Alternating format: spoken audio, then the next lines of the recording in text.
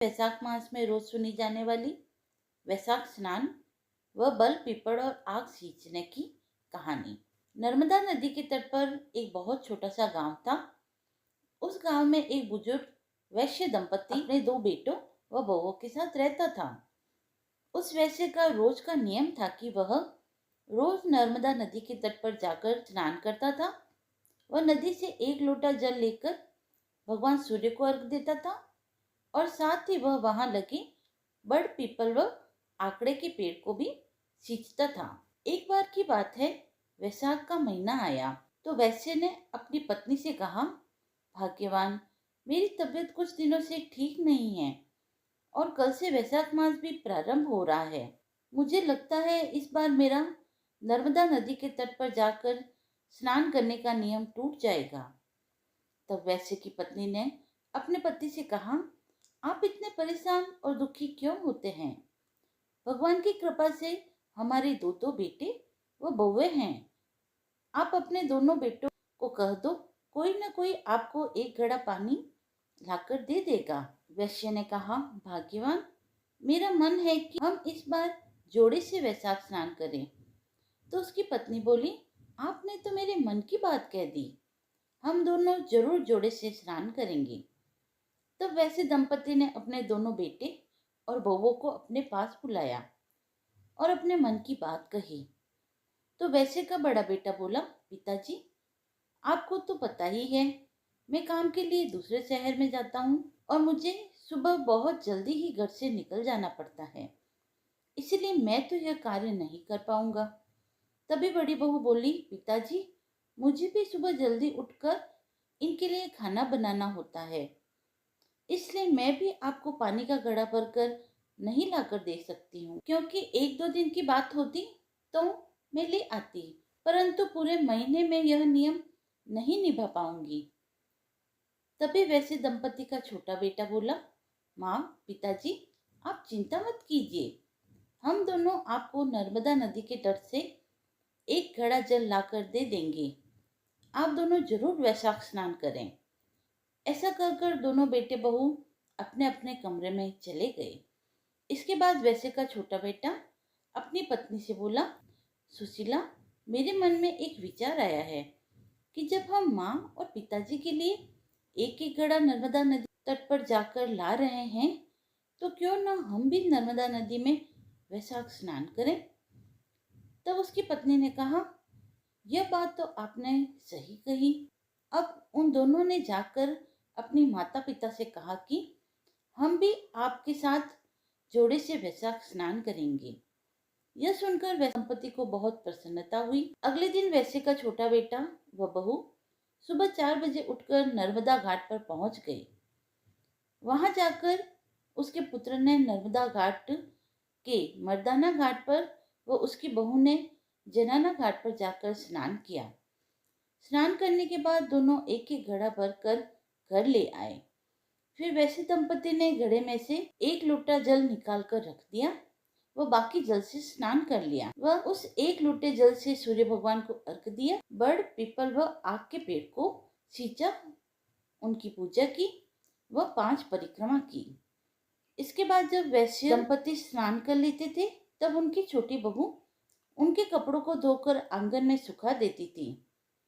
फिर चाय बनाकर सास ससुर को देती, बाद में खाना परोसती। इस तरह पूरा वैशाख का महीना बीत गया।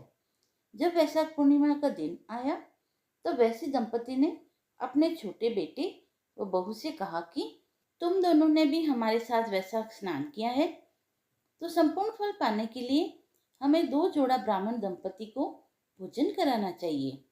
तब उन्होंने अपनी बहू से कहा, बहू, तुम कल सुबह स्वादिष्ट खीर, मालपुए व कचौड़ी आदि बनाना और 2 जोड़े ब्राह्मण दंपति को गांव से बुलाकर ले आना। हम उन्हें भोजन कराएंगे व कपड़े व दक्षिणा आदि देंगे। तब बेटा बहू ने कहा, माँ, पिताजी, आप जैसा चाहेंगे वैसा ही होगा। तब छोटी बहू ने सुबह जल्दी उठकर खीर, मालपुआ, कचौरी आदि बनाई और गांव में ब्राह्मण दंपति को बुलाने के लिए चली गई। उसी समय उसे रास्ते में 2 ब्राह्मण व 2 ब्राह्मणी आते हुए दिखाई दिए। बहू ने सोचा शायद ये तीर्थ यात्री हैं, क्योंकि यह गांव के तो नहीं लग रहे हैं। क्यों न मैं इन्हें ही भोजन के लिए घर ले जाऊं। तब छोटी बहू ने उन्हें प्रणाम किया और कहा, पंडित जी, आज वैशाख पूर्णिमा है और मेरे सास ससुर दो जोड़े ब्राह्मण दंपति को भोजन कराना चाहते हैं। कृपया आप मेरे साथ मेरे घर भोजन करने के लिए चलिए। तब वह पंडित व पंडिताइन बोले, पुत्री, हम तो तीर्थयात्री हैं, हमें भोजन मिल जाए, इससे बड़ी बात और क्या हो सकती है। तब वैसे की छोटी बहू उन्हें घर ले आई, उनके लिए आसन लगाया, चौकी लगाई, पानी का लोटा भरकर रखा और उनके लिए भोजन परोसा। सभी ने भरपेट भोजन किया। फिर वैसे दंपति ने कपड़े व दक्षिणा दी। तब दोनों ब्राह्मण व ब्राह्मणी ने सभी को खूब सारा आशीर्वाद दिया। उसी समय वैसे दंपति ने अपने छोटे बेटे व बहू से कहा, इनके चरण धोने के लिए जल की झारी लेकर आओ। तब बेटा और बहू जल की झारी लेने के लिए चले गए और वैसे दंपति चरण पहुंचने के लिए गमछा लेने अंदर चले गए। पीछे से ब्राह्मण ब्राह्मणी, जो कि भगवान राम व सीता तथा भगवान विष्णु व लक्ष्मी जी थे, वे ही ब्राह्मण व ब्राह्मणी बनकर वैश्य दंपति व उसके छोटे बेटे बहू को वैशाख स्नान का पुण्य देने आए थे।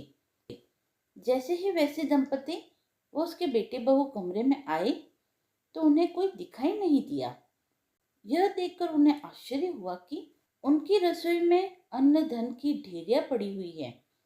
जैसे ही वैसे दंपति ने चौकी हटाई तो उन्हें और भी अधिक आश्चर्य हुआ।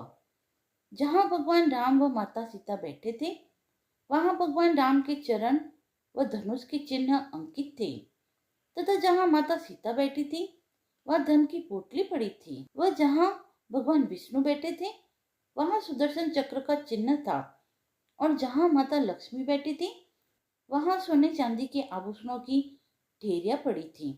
यह सब देखकर उन्हें बहुत आश्चर्य हुआ और यह बात पूरे गांव में आग की तरह फैल गई कि वैसे दंपति के घर भगवान राम सीता और भगवान विष्णु व माता लक्ष्मी प्रकट हुए हैं।